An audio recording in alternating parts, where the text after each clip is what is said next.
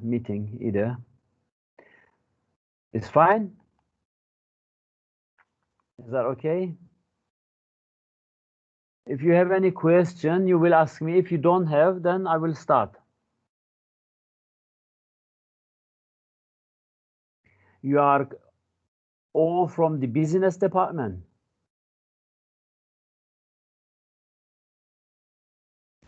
Yes. Okay. Yes, we are. Do you have any question to ask me? Do you have any problem or anything else that you want to discuss with me, or shall I have to start? Myself, I don't have any question. I'm comfortable. We can start. Okay. So I think this is your first course with economics. Therefore, I am trying to become more, let's say, comprehensive for making your attention to the economics and the, of course,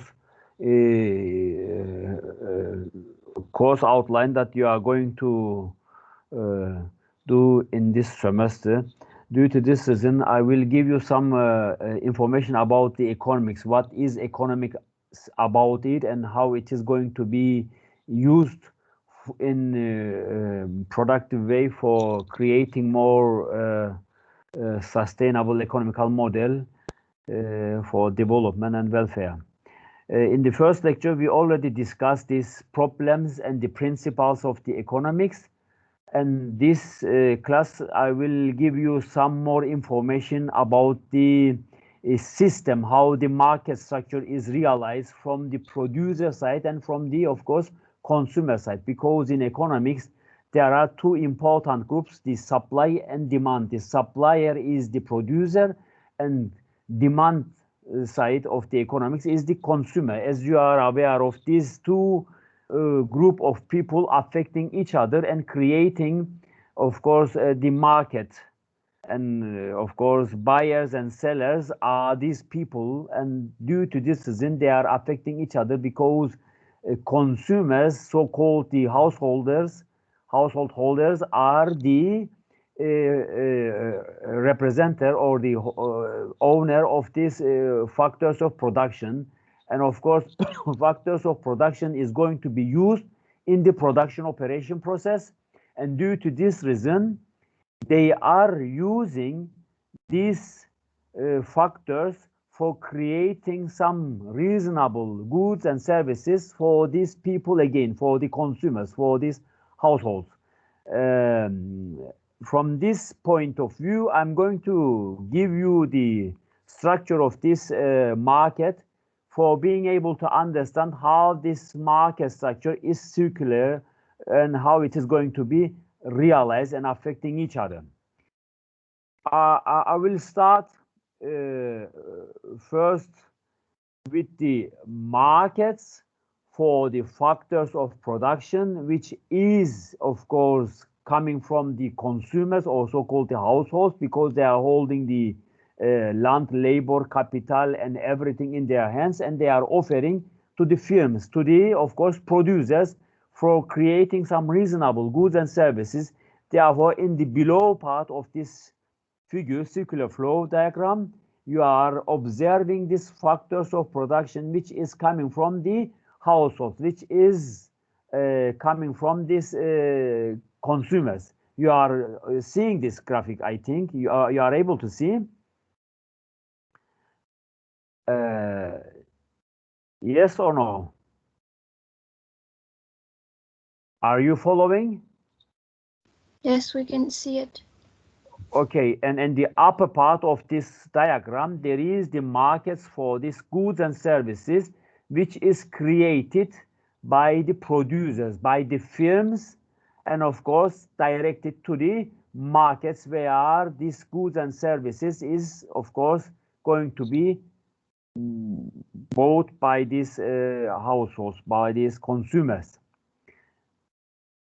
As you are observing on the right side of this diagram, there is the households, so-called the buyers, who is going to consume these goods and services, and owners of these factors of production, so-called the owners of these factors of production. From this direction, we are of course looking to the left side of this diagram, and there is here the firms, so-called the producers or suppliers of the markets, and these are the producers and sellers of these goods and services which is going to be produced by them, and they are going to hire and use these factors of production which is directed to the markets for factors of production by households or the consumers. And when you are looking to this circulation, you are observing, of course,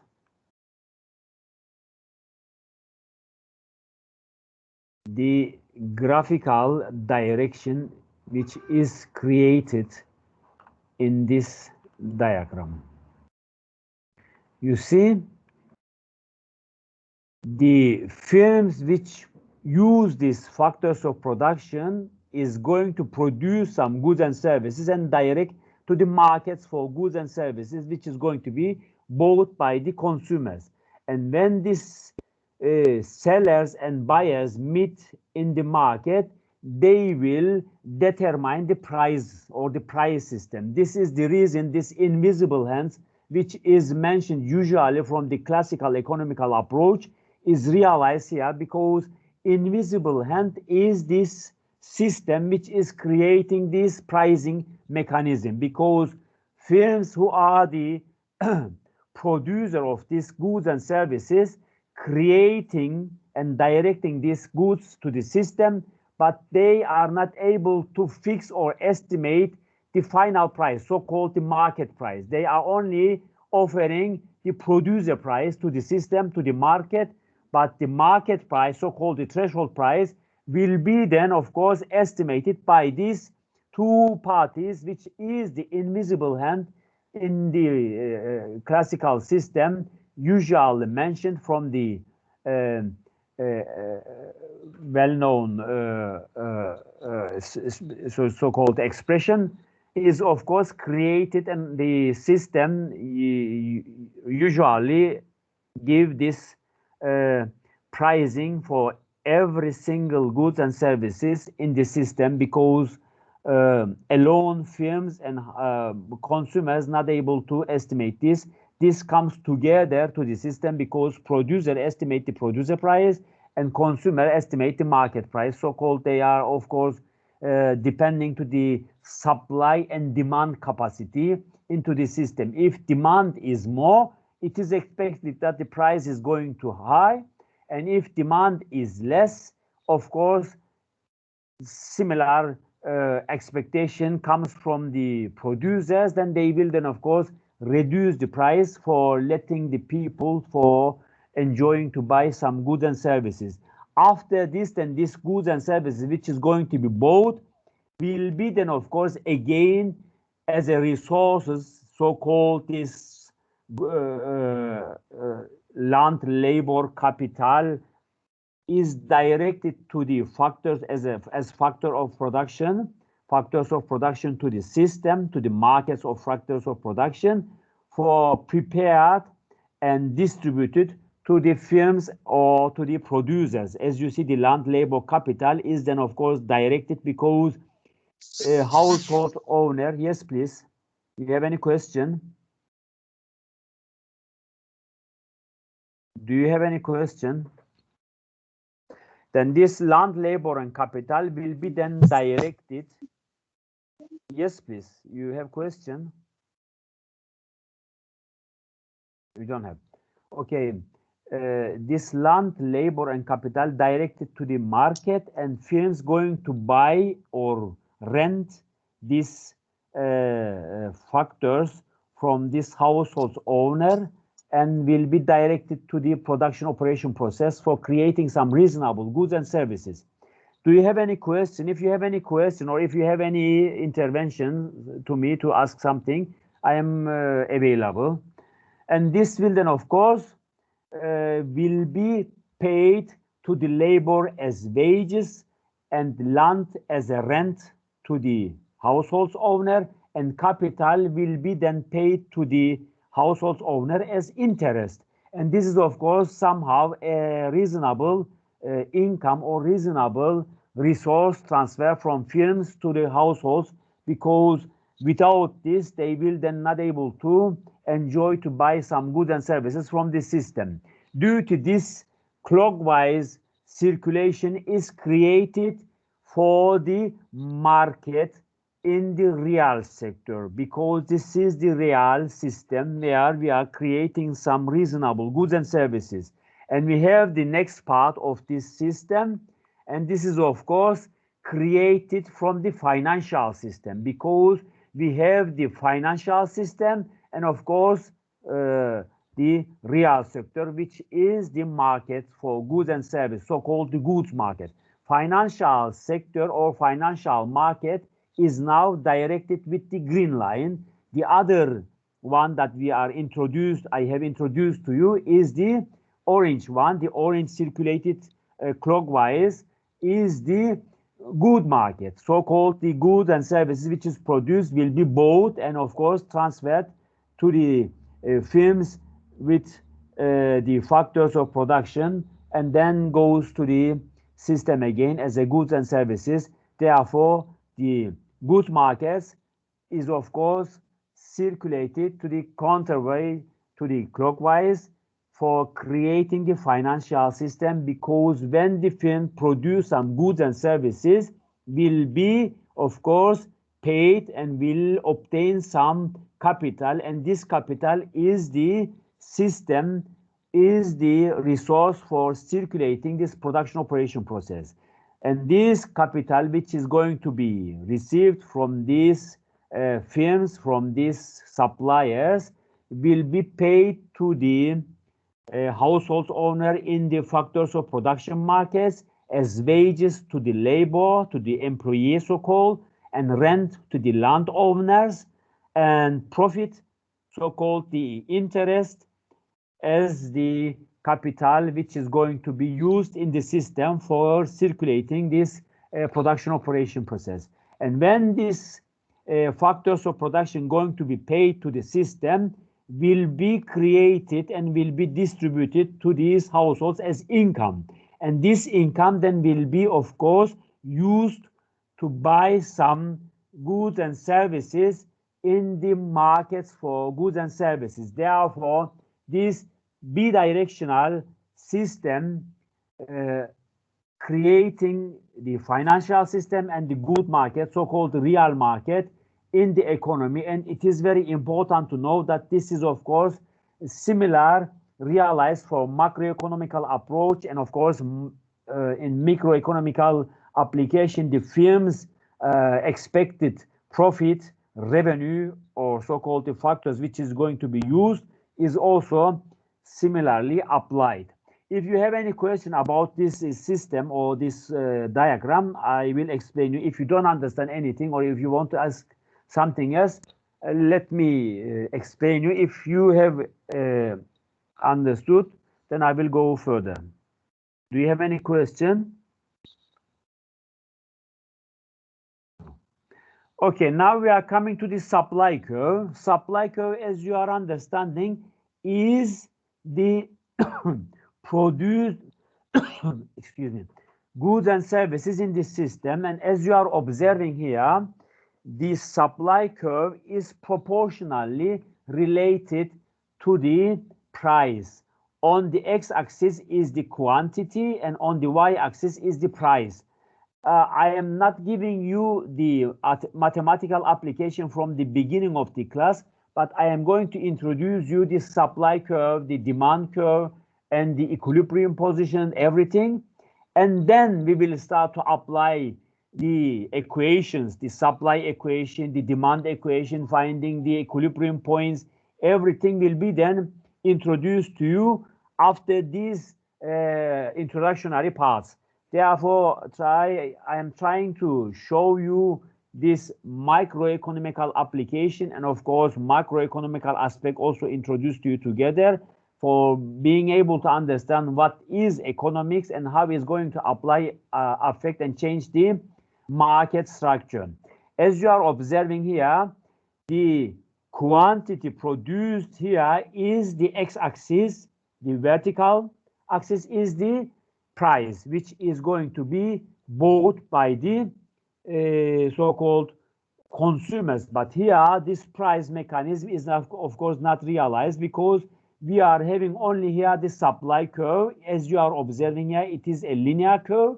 It can be non-linear also, but we are giving here for as a starter a linear curve. And as you are observing, as much as price increased, the quantity is expected also to increase because this is proportional relationship between quantity and price. As much as quantity increase, the price will increase, or vice versa. If the price is going to be increased, it is expected that the quantity produced will be enlarged. This is a proportional relation, and this equation is somehow, if the quantity is x, x is equal to, let's say, a plus bp, or x is equal to a plus by. You understand how is the equation? Therefore, this is somehow a proportional relationship to the market structure when we are concentrating to the supply curve, because supplier, or so-called the producer, dependent or concentrated to the profit. And if the price is increased, the producer enjoy and increase the production capacity. And when we are looking to the demand curve, the opposite is realized here. Demand curve is, of course, the quantity is again in the x-axis and price is on the y-axis. And as you are observing here, per quantity, per week produced quantity x, so-called can, is supposed to be decreasing if the price goes up, and vice versa. Opposite is also correct. If the price is decreasing, the quantity consumed here is supposed to be enlarged, because consumers here is price oriented again, but prefer to buy cheaper. As much as the cheaper products is in the market, consumer prefer to buy more. Therefore, the welfare economics here is realized when the price is decreasing and when the quantity is enlarging. This means the demand equation is inversely proportional, and when we are wishing to write the demand equation, the equation will be written as QD is equal to A minus BP, minus, because between price and quantity there is inverse relationship in the market, and due to this reason we are having inverse proportional relationship between the demand between the price and quantity for the demand curve. And as you are observing here, from moving A to B, it is required to reduce the price from 60 to 40 and increase. This will then cause to enlarge and increase the consumed goods and services from 400 to 800, which is good for the consumer. And as you are observing, the point 80 is the highest price where the consumer not able to buy any product, and quantity 1600 is the maximum produced good and consumed good from the consumers, which is the zero price, means free of charge. You can buy it without paying anything, which is not possible. Of course, sometimes we have to pay something to get something. Therefore, this inverse proportional relationship indicates that as much as price reduced downwards, this will enlarge the welfare of the consumer. And when we look to the supply curve, you are observing here the producer gain, so-called the producer welfare or producer surplus is increasing when the point moves from 10 to 20. The produced goods and services enlarge from 100 to 200. And when 20 to 30 moves, it is increasing from 200 to 300. Therefore, this triangle between Y and, let's say, supply curve creates the producer gain, also called the producer surplus. The upper vertical inverse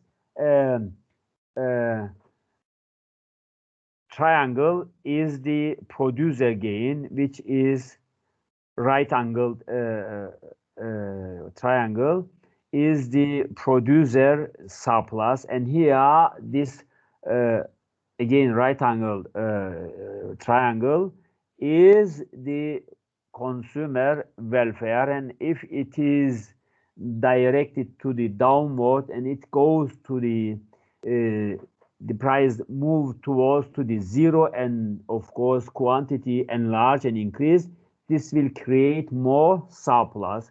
Therefore, as you are observing in economy, there is a big problem because consumers wish to buy cheaper and of course more product, and on the other side producer want to increase the price and enlarge the surplus, and of course and enlarge the profit, and of course the consume so-called produce goods and services in the market.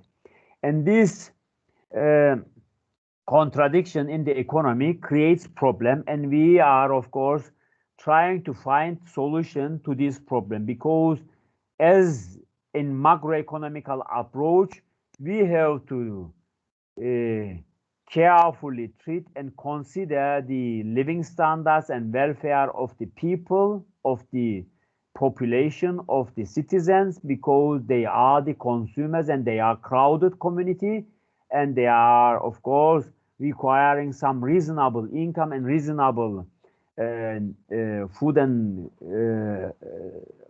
drinks and beverages for surviving. And of course on the other side there is producers who are supporting and of course increasing economical activities by increasing the produce goods and services, which contributes to enlarge and increase the employment capacity, job market will be enlarged, and GDP, gross domestic production, will be enlarged, and gross national income, everything will be enlarged and directed to the government, directed to the, of course, country's welfare and living standards, and increasing the prosperity. Therefore, we have to carefully treat these suppliers and of course consider the needs and of course the utility of demand, or so-called the consumers.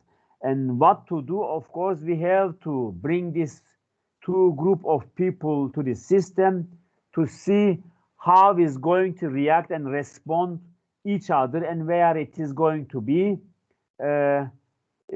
become equilibrium position for sustainable economical model, for sustainable economical production in the market.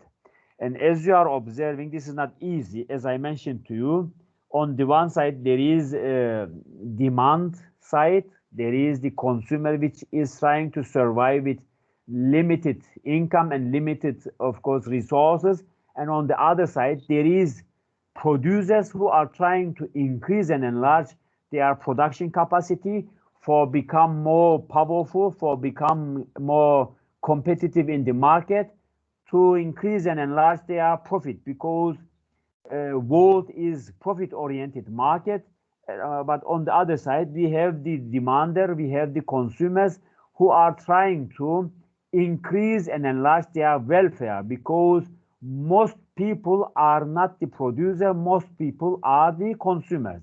And we have to consider their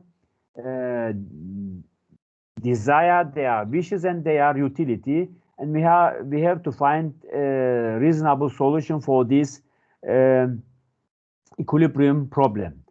And the government here, from the classical approach, is unfortunately not very well supporting these interventions to the market.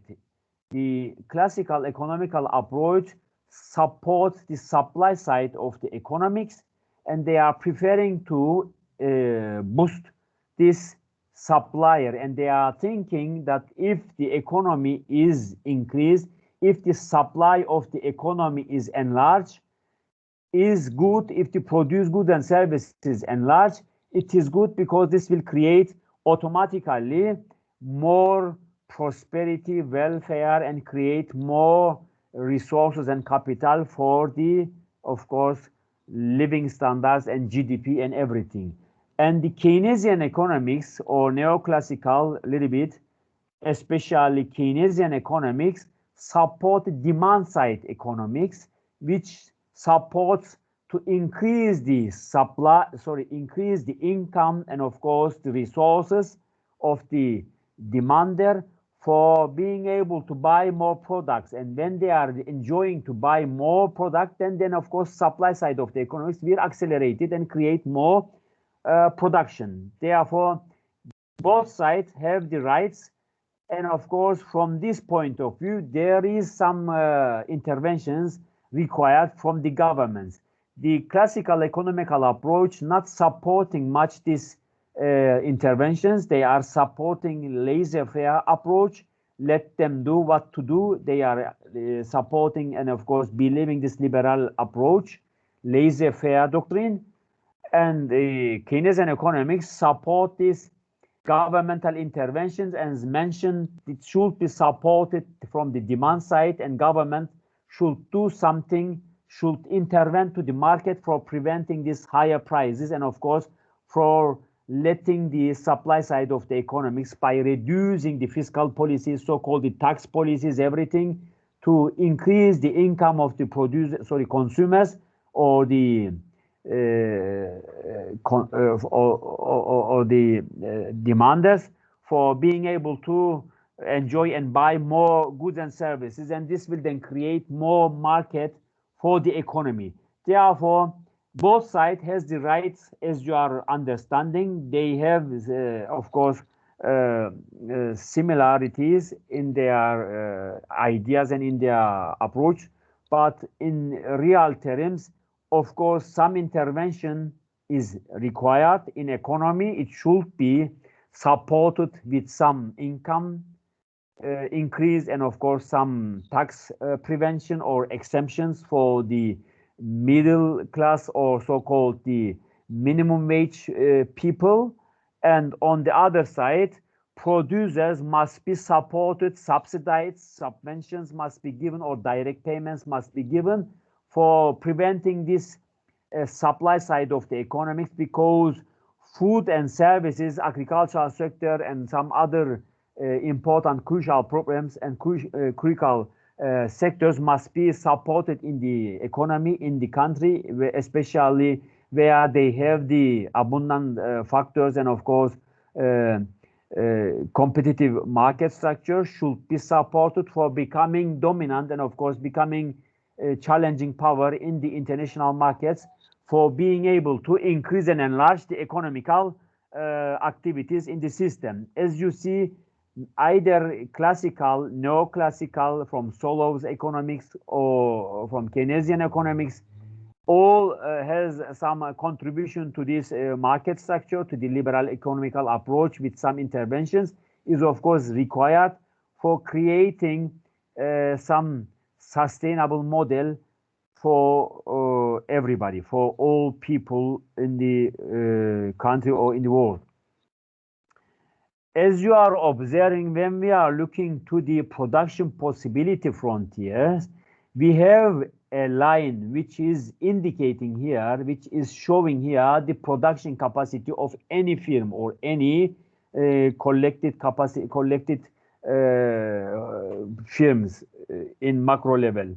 But if you are concentrating any firm, any business, you are observing this curve showing the production possibility of this firm, and on this curve, any combination may create a similar, of course, production for the producers, and it is of course preferred to create reasonable market structure. If it is below this line, below this production possibility frontier, this is not good. And if it is, of course, on this curve, there is no problem. You can move on this curve from A to C, from C to any other points, and you will get this similar, of course, frontier, similar production capacity, because you are reducing car production but increasing the computers production, or vice versa. You are decreasing computer production and increasing the car production at point A. Therefore, it doesn't matter where you are moving. If it is on the production possibility frontier line, it is fine. You can maintain this production capacity, because on the system it is supposed that both parties having this similar utility, similar, of course, productivity and of course production capacity, with of course country level aspect. And at point D, as you are observing, is a little bit more, and it is higher than the expected production capacity. If this is supposed to be country X production frontier, then production possibility frontier, then this is then of course expected that above this line is not possible. The country's performance cannot achieve this much of production. Therefore, either they are going to import it from other countries for creating more computer to the system, to the internal market, or reducing this to the point C for maintaining the reasonable market structure, because at point D, it is not expected that the computer production can be achieved or the cars can be realized at that point. This should be reduced to the production possibility frontier line for creating expected let's say competitive market structure in the system. Therefore, when we are looking this frontier, this production possibility frontier, you are understanding this is of course better off when you are enlarging and increasing this line to the upper level, if you have sufficient resources in your system. But if you don't have, then you have to use some other methods for enlarging and increasing your market. Here it is indicated that the computer production is supposed to be shifted from 3,000 to 400, and therefore the expected outcome is realized and shifted to the upward position from A to E, and this is then of course supposed to be good for the economy if you are able to enlarge and increase your capacity with the existing market structure, because you are understanding sometimes business or firms start with the lower capacity. They are creating, let's say, 100 units firm or factory or industry, but they are performing with 50 units, or they are performing with 60% of this capacity. By time they are trying to enlarge and increase, if the demand is responding to this production, or if there is any demand to export this produce goods and services to the system. Therefore, from this point of view, production possibility frontier is becoming very important in the economics. From the supply side of the economics, we have to determine, of course, these possibility frontiers regarding to the given system. From this point of view, because of these problems that we are exercising, whether the capacity, whether the resource problem or management, we have to deal with the other countries. In the next chapter, I'm going to give you these things. Let me bring you attention some problems which most economics agree on it, and then jump to the chapter 3. Before going to chapter 3, I will give you these problems and let you discuss with me these problems, and then go to the chapter 3. A ceiling on rents reduces the quantity and quality of housing available is supported almost all economists. Tariffs and import quotas usually reduce general economical welfare, most economists believe this because it is really tariff is reducing the welfare and of course decreasing the amount of the trade relations between the countries. But on the other side, infant industries or so-called um, baby industries need some protection, need some prevention from the foreigners, from the multinational companies who are trying to access to our system. And from this point of view, tariff and import quota sometimes is good for the welfare economics from the consumer side and not good for the producer who are in the internal market trying to enlarge and increase their capacity towards to the internal and to the external markets, and it should be protected. Some protection is required, but it is better to remove these protections and support the internal producers with some other methods such as direct subsidies, direct payments, subventions, and some other methods, tax reduction or some, let's say, administrative problems can be reduced or payments can be reduced from the system for letting these producers to become more dominant and more challenging power in international markets. Flexible and floating exchange rate offer an effective international monetary arrangements. Flexible and floating exchange, flexible means you are letting your currency to the exchange rates deviation or circulation.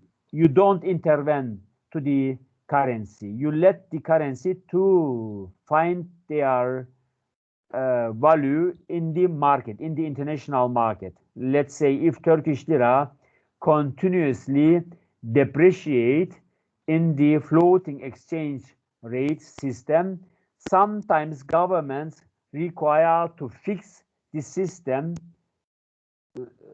and of course maintain more stable currency. But flexible and floating, of course, is better because they are letting your currency to find its value in the system. Flexible let the currency to become its value in the system, and fixed is of course you are fixing your currency. Let's say $1 is 6 Turkish lira and you let this in the system. You don't want to let this rate to become more appreciated. Therefore, your currency will become steadily appreciated by time by fixing this currency in your country. Therefore, this is sometimes good because as you are observing continuously devaluation of your currency and of course depreciation of your currency create problem. Your currency will lose its value and becomes more depreciated and of course not desirable, not convertible currency or value or money in the system, in the international markets. It's not accepted. And fiscal policies such as tax cut, as I mentioned to you, for promoting sometimes the consumers, sometimes supporting the producers with tax reductions, and government expenditures can be increased in this direction if it is respected and of course affected in the system, has a significant stimulative impact on a less than full employed economy, is also supported with the economist, which is 90% of the economists supporting this kind of activities.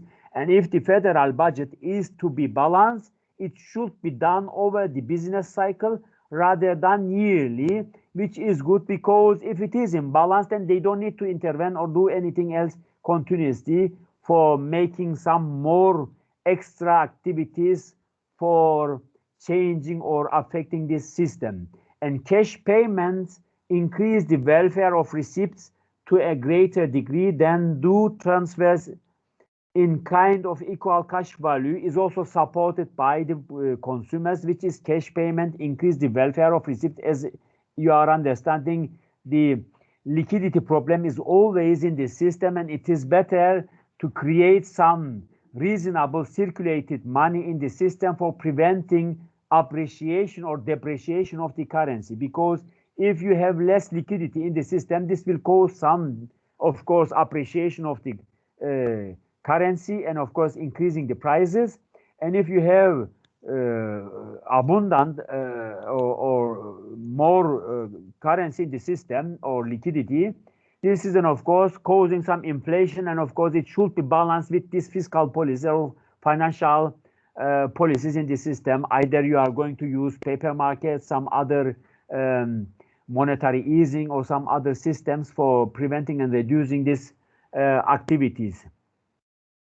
And a large federal budget deficit has an adverse effect on the economy. As you are understanding, deficit, current account deficit or budget deficit is always the problem, because current account deficit is coming from this balance of payments. If you have more import than export, this will create, of course, deficit to the system. And if you have more export than import, then this will create more surplus to the system, because you have to pay more when you are buying more imported goods, and you have to pay less when you are buying less. Therefore, these cash payments problems, and of course, increasing amount of this kind of activities affecting and changing this budget deficit, and of course, current account deficit. A minimum wage increase unemployment, which is supported with the Phillips curves. We are going to see this in the following chapters. As much as you are reducing the minimum wage, you will enlarge the employment. It is suggested in the Phillips curve. And among young and, of course, unskilled workers is, of course, supported. Unfortunately, I myself don't support this approach, because minimum wage only, of course, good for the countries where there are crowded community unemployed. But if there is in such a huge amount of unemployment, there is no need to reduce the minimum wage for employing people, because most of the employers who are increasing the prices will not reflecting to the minimum wage. They are not responding to the employer for increasing and enlarging the capacity. They are using this as a profit. Therefore, minimum wage law is somehow questionable. There are several approaches and several, of course, discussions on these topics. And the government should restructure the welfare system along the lines of the negative income tax, which is also good. Sometimes it is necessary to do something for preventing, of course, this higher tax in the system, which is reducing the activities of the consumers and, of course, the producers, because higher tax or higher income tax is sometimes creating problem. They are reducing the consumers' purchasing power parity capacity also, and of course, on the other side, higher taxes and, of course, resource for the producers is also problem, because they have to pay too much taxes for producing, and this is, of course, sometimes reducing the incentives or reducing this ability for enlarge and increase the economical activities in the system. And effluent taxes and marketable pollution permits represent a better approach to pollution control than imposition of pollution ceilings, is supported with 78%. Again, pollution permits represent a better approach.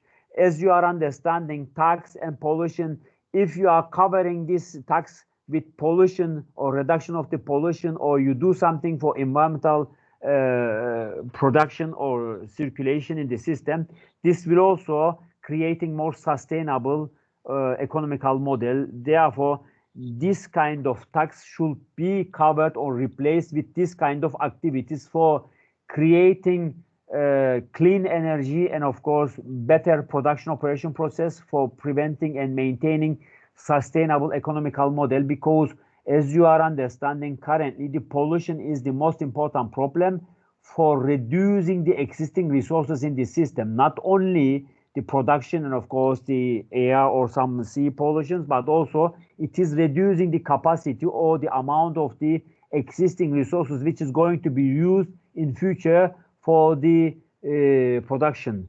Therefore, these things are becoming very important problems in the economy, and it should be carefully treated from economical aspects. This was the second chapter. I'm going to jump up to the third chapter. If you have any question, please ask me. If you don't have, I will put some assignments to the system, and you will see on the system where the assignment section is written. You will see my assignments, and I will give you a due time, and you will do this and reply to me as much as you are doing, and you can upload this to the system. Then I will of course evaluate it and add to your final grades, because we are online and I prefer to make more assignments, more homeworks, and then of course I will do some midterm and final exam for you. But your assignments and your efforts will be below. You are going to get more grades because of your assignments and homeworks. And this is of course important for you to become more familiar to the system. And if you have any question, you can communicate with me with this email address. I will give you my WhatsApp number, and you can contact me anytime during the daytimes for your questions or for your quiz. If you have any problem or question, please ask me. If you don't, then I will jump up to the next presentation.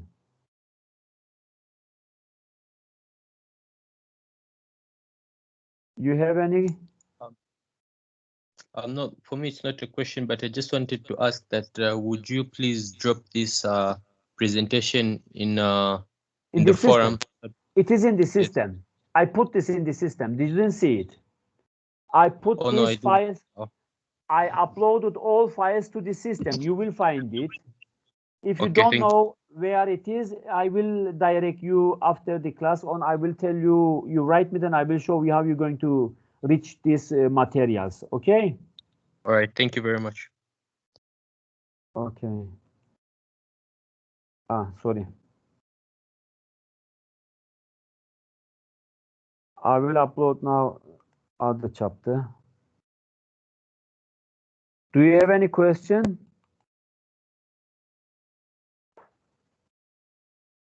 Okay.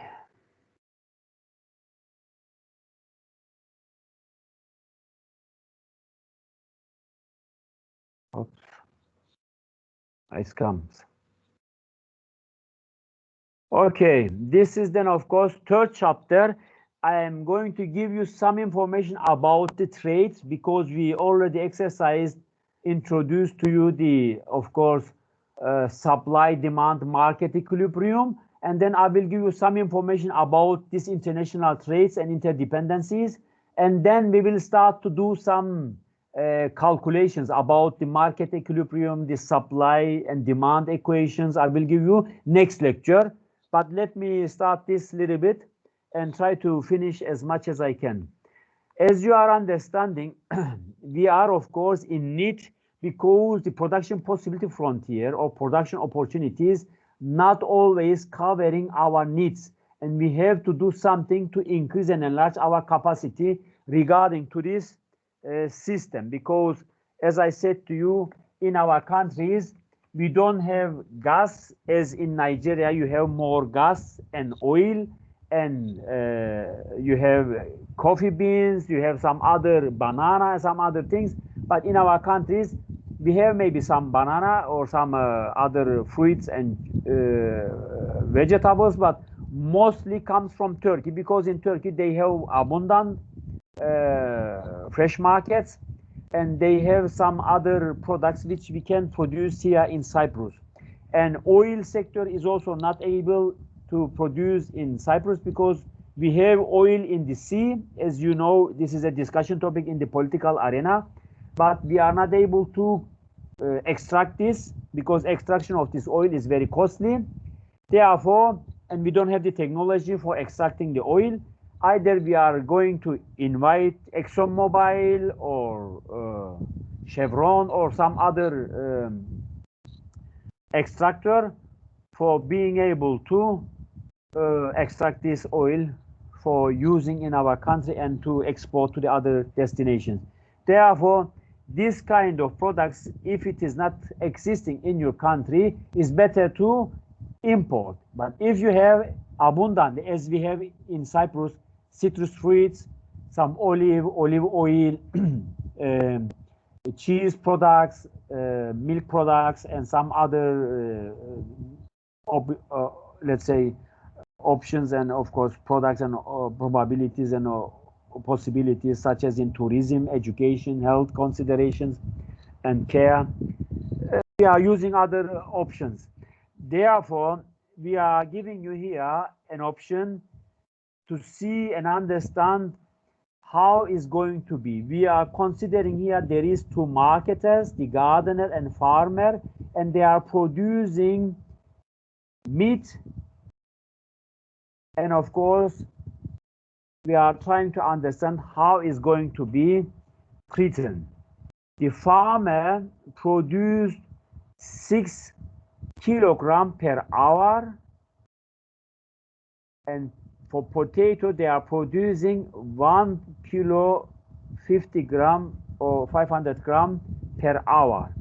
And when we are looking to the farmers, they are producing 2 kilogram per hour, and of course for potato 1 kilogram per hour. Why I am giving you this? Because production hour is important for the productivity, and when we are looking to the amount, because this is the time is the productivity, as you know, because if a person do something in 1 hour and another person do it in half an hour, this means the other one is better off, isn't it? Because they will do 2 units of products.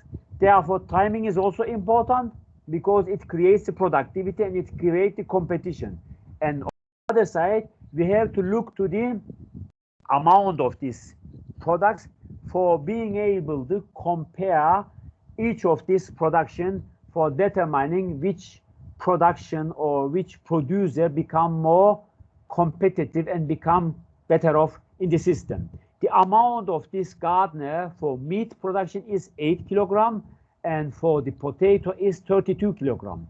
And when we look to the farmers, it is 24 kilogram, and for the potato it is 48 kilogram. As you are observing here, the production time and production amount is a little bit problem, because there is some differences for these two producers. Let's see what we can do.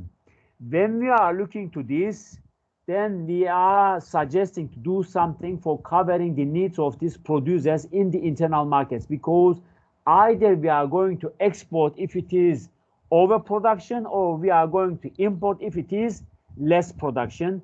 Because if you don't have sufficient production in your system, you have to export it. Sorry, you have to import it. But if you have more production and there is less demand in the internal market, you have to export it. Therefore, let's look at without trade, production and consumption here is supposed to be for the meat, for the gardener, of course, for the gardener meat production, and of course consumption is 4 kilogram, and for the potato is 16 kilogram, and for the farmers it is 12 kilogram, and for the potato it is 24 kilogram for the farmers.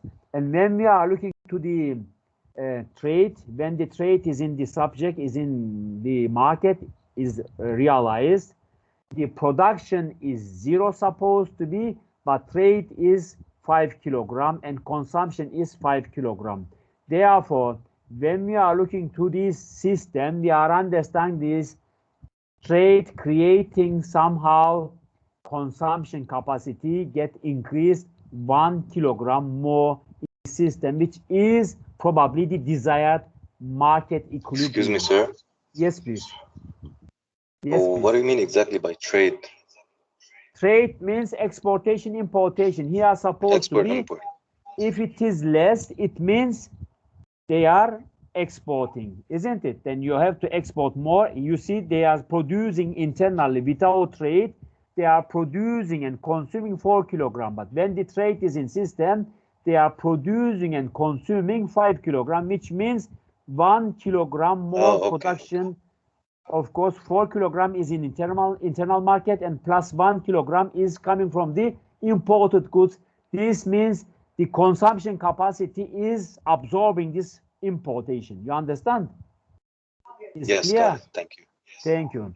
For the potato, when we are considering without trade, it was 16 kilogram. And when we are looking to the trade, potato is 32 kilogram. But with trade, which means give up or give more to the system 15 kilogram with importation. Therefore, consumption capacity increased here 17 kilogram more, which is increasing plus 1 kilogram more again in the system. You understand? Because here there is some exportation and importation bilaterally. Yes, please. You have question? Hello. Yes. Yeah, I'm asking how is the gardener and the farmer connected? Because I'm seeing the gardener produces 6 hours. How are they connected? What is the You will see, difference? if you wait a little bit, you will understand, because this is introductory part. I will give you the comparison between this with the timing, and then you will understand which one is going to be better off. You understand? Let's give you this, and then if you don't understand, we go flashback again, and you will understand. Okay? I will give you this, because after this, I have another graphic. I have another explanation with timing. Then you will understand better what is happening here. And when we are looking to the farmers here, they are producing and consuming 12 kilogram, and with trade, they are producing 18 kilogram, which is, of course, 5 kilogram more is realized here with trade. And this is then, of course, consumption is 13 kilogram, which means plus 1 kilogram more realized in the system. You understand? Therefore, there is bilateral trade relation again. And for the potato, we have here 24 kilogram for production, again supposed to be 12. For the trade, supposed to be 15. And consumption is 27 internal and external. Therefore, 3 kilogram increase in consumption is realized with trade. Whether it is internal or external, no problem. Here there is increase in the trade. You understand? Therefore, gains from trade is contributing to the welfare, because consumption and consumer welfare we are observing for the gardener, for the farmer, both they are contributing to the system and increasing the market bilaterally. You understand? Let's look up this. For the gardeners, we have here the meat, and of course we have the here potato. If you don't produce potato, you have 8 kilogram meat. If you produce potato and no meat, you have 32 kilogram. But if you produce both of them, if there is no trade, the gardener choose this production where it is 4 and 16 realized as it is indicated in the system. You understand? You got it? And when we look to the farmers, again, there is 24 kilogram meat production without potato and 48 kilogram potato without meat production. But when these two combine, we have the equilibrium, because this is the production possibility frontier as a linear curve. They are producing 12 kilogram now meat and 24 kilogram potato. This is the production possibility frontier when these two combination realize.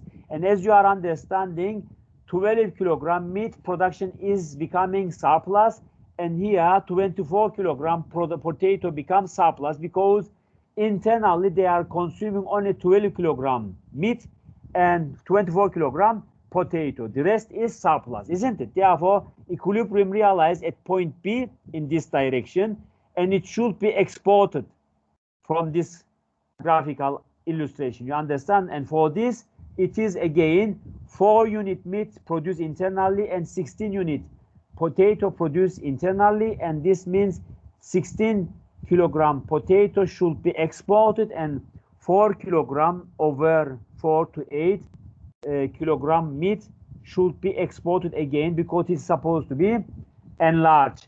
And due to this reason, we are becoming trade relations. We are trying to export this in the international destinations, in the international markets, because we have some surpluses, isn't it?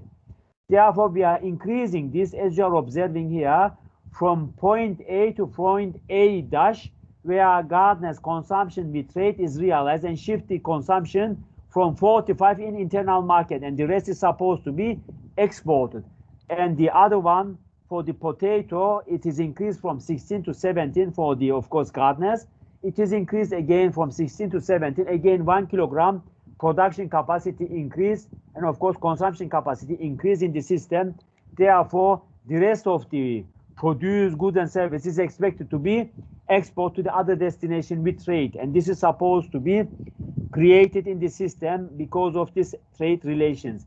And when we are looking to the farmers' production and consumption, you are observing here the farmers' production with trade was 12 to 18, and then it is farmers' consumption with trade is increasing either to B dash, where it is shifted from 12 to 13, and it is increased to 24 to 27. So 3 units is increasing for potato and 1 unit increase for meat with trade. And farmers' production and consumption without trade, it was realized at point B, which means there are some surpluses in the system. Due to this, this trade relation is supporting and increasing the economy as much as possible to the, of course, other destinations. Either you are going to do this with point B dash, which is overproduction and of course above the production possibility frontier, or you're going to prefer to find any other destination to export your meat production and reduce your potato production, and probably you are going to replace this with the other markets, because you have from 12 to 48 somehow 36 units of potato kilogram is supposed to be surplus. And when you are going to increase this production internally for the meat, you are going to reduce this surplus for the meat from 18 to 24, which means 6 unit or 6 kilogram meat will be of course surplus, which it was 12 kilogram. Therefore, here either you are going to move to the meat production internally, you are enlarging your production and you are increasing your market in internal market, and on the other side you are reducing your production for the potato, which means you are going to replace this production with the other destinations. You are going to export this meat, which is 6 kilogram, with the other destinations, and you are going to export and of course import some with the other destinations, which is 36 kilogram with the other let's say exporter and importer bilaterally, because sorry, we don't know where it is going to be fixed, this exportation and importation. You have in your system, when the point at A, let's say B dash is realized, you have some enlargement for your production and of course consumption, which is higher than B, and of course enlarging your capacity and enlarging your of course consumption. But on the other side, as you are observing, if you are moving along this production possibility frontier, you may reduce your potato production, but you will enlarge your consumption of course meat production in the system for the internal market, and this then of course means you have more surplus for the potato to export to the other destination. Probably it is of course it will become cheaper to the other destinations, and your meat production probably is more competitive and more cheap comparing to the other destinations, and you are increasing and enlarging your market towards the meat, because it depends to the internal and of course external marketers and of course producers where your market structure is going to become equilibrium. The price, as I said to you, as an invisible hand will determine this capacity and of course this equilibrium points. Due to this reason, I don't want to give you more comprehensive application and explanation, because this is more complicated or more calculation required, which is of course will be introduced to you if you are getting international economics from me. I will give you more comprehensive applications to see the calculation and of course explanation on this direction, because these things more complicated or more of course complex applications, and it needs more knowledge. And as a starter, I don't want to confuse, I don't want to let you confuse with these topics, because it is a little bit complicated and of course not easy to understand for your capacity. But you just get knowledge.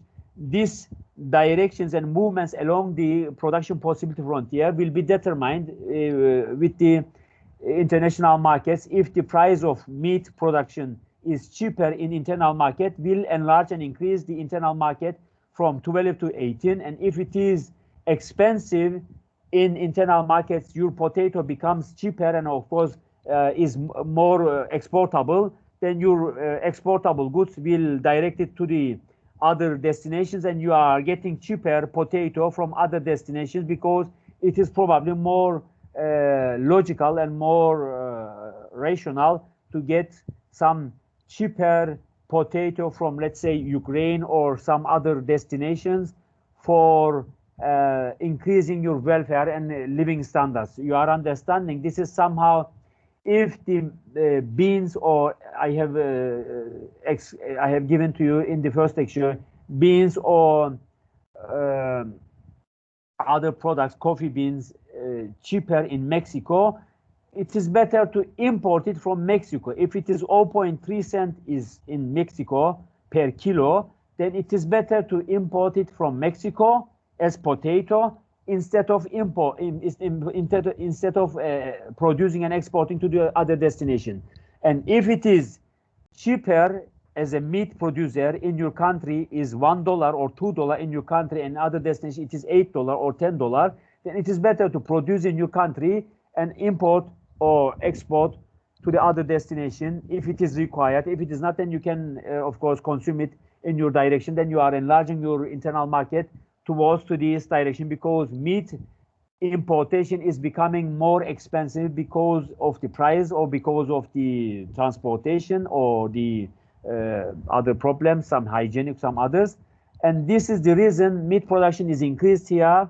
And of course, potato become reduced in the internal market because you are preferring to buy some Mexican potato because it is cheap, and you will probably export your surplus to the other destination. Probably you will find other destination with cheaper or with more, let's say, profit guarantee or profit orientation, because in your internal market this may become expensive, but in other destination it can be cheaper. As in Germany, you can sell some products which is fruits and vegetables become more expensive in Germany than Turkey. Therefore, Turkey prefer to export to Germany more fruits and vegetables, and of course vice versa. You can buy some electronic goods because in Germany it is high quality, or from China because it is cheaper, on maybe more quality is expected. This kind of things is determining these trade relations, and you are creating this trade expansions in the markets. And as you are observing here, the gains from the trade is here again illustrated. 4 kilograms, as I said to you, you are producing your internal market, but you are consuming 5 kilograms because it is increasing 1 kilogram in internal market consumption. For potato, I'm talking about the gardener. For the potatoes, again, you are producing without trade 16 kilograms, but after the trade, you are consuming and producing, of course, 32 and 17. And this is then, of course, increasing plus 1 kilogram, because 17 plus 16 is somehow create more than you are expecting, isn't it? Then 1 plus consumption is expected. And similarly, for the farmers, you are producing and consuming 12 kilograms. And when you are going to concentrate to the trade, you are producing 18 kilograms now, but consuming 13, which means you are increasing your consumption. As before it was 12, now you are going to consume 13, but 5 kilograms, this means is going to be exported.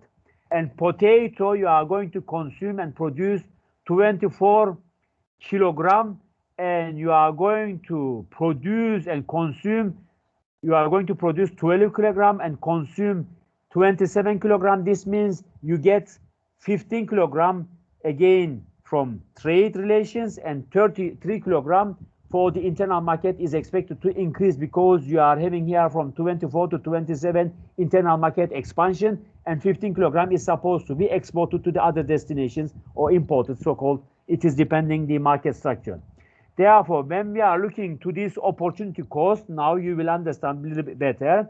When the gardener is concentrated here, you are observing here 6 kilogram meat is divided here to the 1.5 per kilo potato, which is 4 kilogram of potato is covered, isn't it? Then, of course, for this is, of course, we are comparing the kilo and, of course, meat and potato per kilo per hour. Then you will understand how it is going to become more competitive. Therefore, kilo of potato here, 1.5 per kilo potato is divided to the 6 hour per kilo meat, then is going to 1 over 4, then is going to make 0.25 kilogram of meat, which it means 4 times more you have to produce from potato to get 1 kilo. Therefore, for the farmers, 2 hours per kilo meat is going to divide it to 1 hours per kilo potato, which makes 2 kilogram of potatoes, and 1 hours per kilo potatoes divided here for the farmers again to the 2 hours per kilo meat, which is 1 over 2, is means 0.5 kilogram of meat, which means you have to double it to get 1 kilo potato. Therefore, from this point of view, you are understanding that you will get better off with this potato for the farmers and for the gardener, for the meat production. Therefore, you have to determine which one is going to be better off for you for maintaining your production in this direction. You understand? This is somehow how it is going to be realized with the international trade relations. I have for today this much for this. This is, of course, a little bit complicated. I have to give you more comprehensive examples next lecture to become more familiar to this. But if you're going to download this at home and read it and understand what is going on, you will understand better. And if you don't understand, then next lecture you will ask me again. Then I will explain you more comprehensively. But here it is shown that you have to concentrate comparative advantages in the system for becoming trade partner, because relative cost advantage, as you are observing here, is totally changing when you are comparing this per kilo meat to per kilo potato for the gardener. When you are comparing per kilo potato to meat, again is, of course, 1 over 4, which means 0.2124, which is 4 times less, and is for the farmers again is 2 per kilo meat is divided to per kilo potato is going to be 2 times more for the farmers, and for the potato to meat is for the farmers again is somehow 0.5 kilo meat, which is less meat than, of course, gardener is expected to become trade partner because it is expensive. Therefore, from relative cost advantages, you will determine your better off and of your trade relations in the international market, and these comparative advantages creating more advantages to you to become trade partner. As I mentioned to you, why you are increasing your meat production in the former example, in the former production of possibility frontiers, and why you are reducing your potato because of this relative cost advantages. Next lecture, I will give you one more example with applications, and you will understand better. And then I will start to give you some, let's say, calculations for the supply and demand and equilibrium. And then we will start this elasticity problem with supply side and, of course, demand side. If you have any question, you will ask me. If you don't, I will finish this class. Yes, please.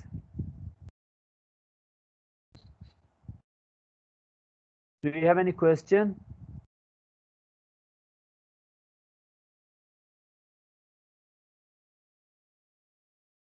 Or shall I have to let you? Or do you want me to give you some example, some exercise at home to study? Then you will then understand better. You will send me your examples, and I will see if you are able to understand. Do you want me to give you some examples or give you some exercise as an assignment? Yeah, exercises would be nice, sir. Okay, I will put to the system and I will solve you one example next lecture also on the system, and then you will understand better, okay? Because this is, of course, theoretical part, and theoretical part needs some readings. And exercise help you to, I mean, practical applications help you to understand better. Therefore, next lecture, I will give you, after this class, some exercises. You do it at home as an assignment, and then next lecture I will start with these exercises to solve it, and then you will understand better, okay? If you don't have any question, then I will finish this class. I hope you enjoyed this class. If you don't have any question, Hello. yes, please. I will. I wanted to ask on the possibility curve, how are Yes. those products connected?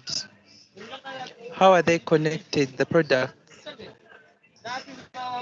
This, you mean this, For like meat, because on the curve, how it is created? are they no, how are they connected, the products? Because you said potatoes here and meat. How are they connected?